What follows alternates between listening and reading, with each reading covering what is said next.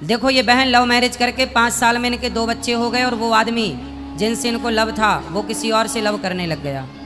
उसे किसी और से प्यार हो गया, उसने दूसरी शादी कर ली, इनको छोड़ दिया। इसलिए लव मैरिज में ना पड़ो, माँ बाप की राजी मर्जी से विवाह करना चाहिए। जब परिवार की राजी मर्जी से करते हैं तो रिश्तों को चलाने और निभाने का एक दबाव रहता है दोनों परिवारों के ऊपर। जगन्नाथ, राधे जय राधे। जगन्नाथ। महाराज जी, मैंने मतलब कल आपसे मेरी मुलाकात हुई थी, तो मुझे राय दीजिए मैं क्या करूं। क्या बताइए, गुरुकुल के लिए एडमिशन का जो बात क्या किया, है, आपके पति कहाँ हैं? वो यूपी में है, लखनऊ। तो आपका क्या हुआ, पति के साथ क्यों नहीं रहते आप? महाराज जी 5 साल हो गए हम साथ में थे यूपी में। वो मुझे मुंबई से लेके गए, यूपी में थे हम लोग साथ में। हाँ। वो वहाँ पे रह के यहाँ पे मतलब जॉब करने आते थे मुंबई में। उनके परिवार वाले ने मेरे साथ बहुत मतलब गलत व्यवहार किया। मैं ये नहीं बोलती महाराज कि हर जगह मैं सही थी, थोड़ी बहुत जगह मेरी भी गलती थी, पर मैं हर बार परिवार को लेके चली। पर भेदभाव में ऐसा हुआ कि वो छोड़ के चले गए मुझे। और तो मैंने आपका विवाह किसने कराया था? महाराज गलती सब जगह मेरी है, मैंने अपने मन से विवाह किया था। आपकी पसंद से विवाह किया? हाँ महाराज। लव मैरिज किया? Yes marriage. तो लव मैरिज कितने साल चली? 5-6 साल। 6 साल बाद, 6 साल में 2 बच्चे हो गए आपके? हाँ महाराज। तो फिर 2 बच्चे होने के बाद लव मैरिज का क्या हुआ, कहाँ गए पति, क्या हो गया पति को? मतलब छोटी छोटी बात में झगड़ा जो भी होता था परिवार को लेके, तो वो मुझे बोलते थे कि घर से निकल जाओ आप। मतलब पति का तो आपकी मनपसंद की शादी थी, फिर पति ने आपके साथ ऐसा व्यवहार क्यों शुरू कर दिया?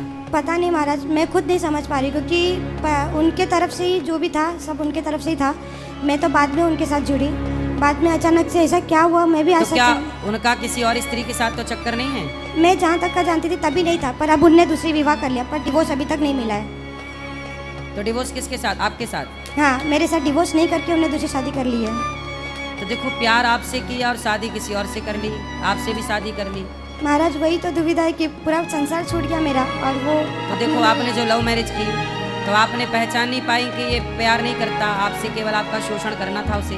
नहीं महाराज, ऐसा हुआ कि बोलते मतलब उस समय में मेरा बुद्धिभ्रष्ट था, नहीं तो मेरे परिवार की तरफ से जो ज्ञान मिला था मुझे वो लाइन पे जाना नहीं था। तो आपके परिवार के ने समझाया था आपको कि बेटा लव मैरिज मत करो? बहुत समझाया था महाराज। देखो, लड़कियों को समझाया जाता है, लेकिन उस समय जब लव मैरिज का भूत चढ़ता है तो बुद्धि भ्रष्ट हो जाती है। महाराज मैं इतना बोलूंगी कि संसार में करना है करो, बिना माँ बाप के विरुद्ध किधर मत जाओ।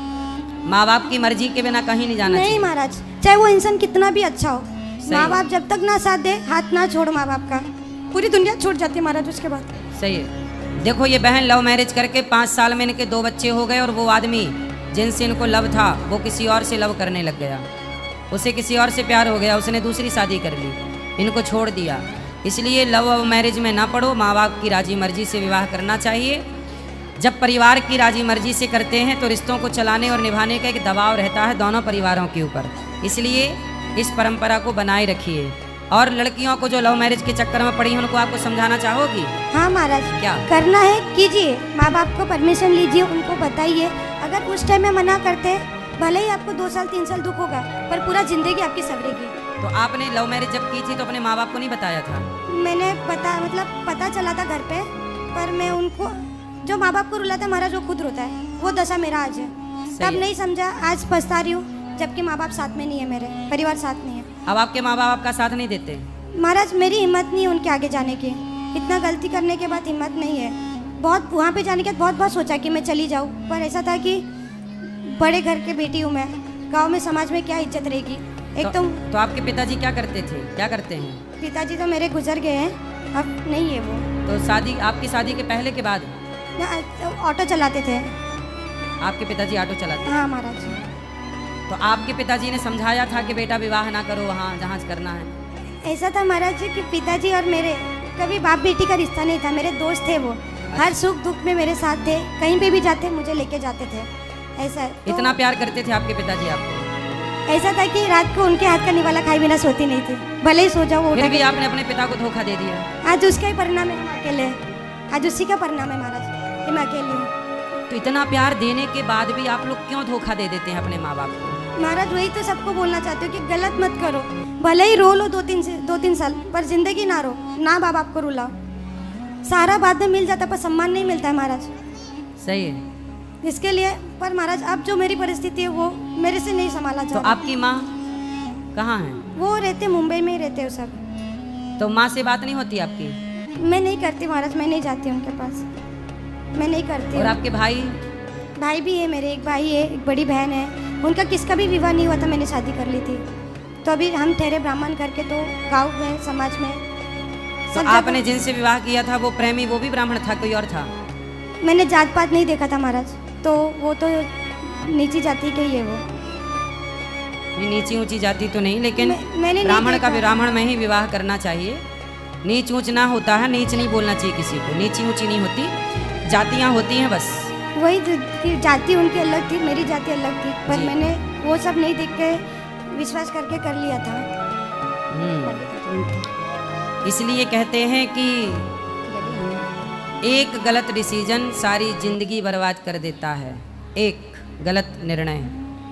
तो अब आप दूसरा विवाह करना नहीं चाहती कि दूसरा? नहीं महाराज, नहीं करना। अब संसार से मन उठ गया है। क्यों? अब क्योंकि महाराज जहाँ तक मुझे पता है, मैंने किसी के साथ गलत नहीं किया था। वहाँ पे 3 देवर थे, तीनों देवर को अपने भाई समान माना। छोटे 5 साल के, 7 साल के, 10 साल के, इतने छोटे छोटे थे। तो मैंने अपने तरफ से सब रिश्ता निभाया, पर बदले में मुझे जो मिला महाराज, मुझे नहीं अब करना। अच्छा, जो आपके पति हैं वो, उनसे अब बात नहीं होती आपकी? नहीं, मैं नहीं करती। मैंने 2-3 बार कॉल किया, पर वो बराबर बात नहीं करते मुझसे, तो इसके लिए मैं नहीं करती। तो कितने साल से अलग हैं पति आपके? 2 साल हो गया महाराज। शादी को टोटल 5 साल। 2019 में शादी की थी मैंने। तो 3 साल साथ में रहे, इसमें 2 बच्चे पैदा हो गए। हाँ महाराज। और- नहीं, 2019 में किया था, 24 में मैं आई हूँ। ऐसा तो 5 साल उनके साथ थी, 2 साल हो गए मुंबई अच्छा, में। 5 साल उनके साथ थे, 2 साल मतलब 7 साल हो गए हाँ महाराज। शादी के। कितने साल की हो आप? हैं? कितने? पता नहीं है? महाराज बताना नहीं चाहते हैं। अच्छा, नहीं उम्र बता। बहुत कम है हमारी, अच्छा, सबके सामने नहीं बता सकते। उम्र कम है आपकी, मतलब जल्दी विवाह कर लिया आपने। हाँ महाराज। तो आप पढ़ी लिखी हो? 12वीं पास थे महाराज उस टाइम में। मतलब पढ़ाई कर रहे थे, जॉब भी स्टार्ट था हमारा। जब 12वीं पास हुई उसके बाद शादी हो गई आपकी? हाँ, मैंने कर ली। तो बहुत जल्दी नहीं कर ली आपने शादी? वही सजा आज भुगत रही हूँ महाराज, आज वही सजा भुगत रही हूँ कि किसी की नहीं सुनी संसार में, खुद की मन की करके आज अकेली हूँ मैं। इसलिए कहते हैं देखो, मन की मत मानियो, मन कहाँ कहाँ ले जाएगा। इसलिए रिश्ते एक दिन के नहीं होते, सदा के लिए होते हैं। इसलिए रिश्तों को, माँ के रिश्ते को, बाप के रिश्ते को तोड़ा ना जाए। जब हम माँ के प्यार को ना समझ पाए, पिता के प्यार को ना समझ पाए। देखो, इनके पिता जब तक इसको खिलाते नहीं थे अपने हाथ से, तब तक ये सोती नहीं थी। इतना प्यार था इनके पिता का इनसे। लेकिन अब वो जब ये भागी होंगी अपने पिता को छोड़कर किसी आदमी के संग, लव मैरिज किया होगा, सोचिए तब वो बाप कितना रोया होगा अपनी बेटी के लिए। महाराज जी, उस दिन से मेरे पिताजी बीमार हो गए, और इतना तो कि उनको जाते समय भी नहीं देख पाई मैं। वो मेरे वजह से, मेरे जाने के दुख के कारण उनकी बीमारी, डायबिटीज पेशेंट थे, वो हाई लो हो गया। उन्हें खाना बराबर नहीं खाया, उनके वजह से मैं तो बोलती हूँ कि मेरे वजह से मेरे पिताजी को मैंने खोया। सही चाहे है। वो डिप्रेशन कोई में भी- चले गए ना, वो डिप्रेशन में चले गए। रिपोर्ट कुछ भी बोले महाराज, पर जो बात मुझे लगी मैंने वो बताया।